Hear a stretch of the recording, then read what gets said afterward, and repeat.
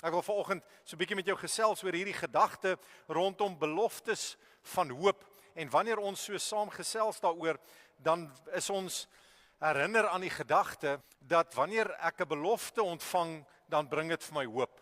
Van ons, dalk as kinders, het jou ouers vir jou gesê, as jy so presteer of as jy dit behaal, dan gaan jy dit kry. Van ons doen dit nog met die kinders, en dan het jy hierdie hoop, want daar's 'n belofte aan jou gemaak. Party in hulle werksplek het 'n belofte ontvang, as hierdie goeie gebeur, dan sal jou salaris verhoog. As jy hierdie gaan doen, dan gaan dit verander.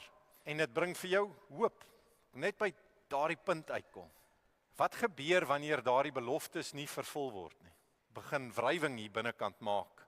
En hoe meer dit gebeur, hoe meer maak dit my moedeloos en later raak ek hopeloos. En vir 'n kind van God het ons hierdie wonderlike vaste wete dat God se woord, die Bybel, is gevul met letterlik honderde beloftes van hoop.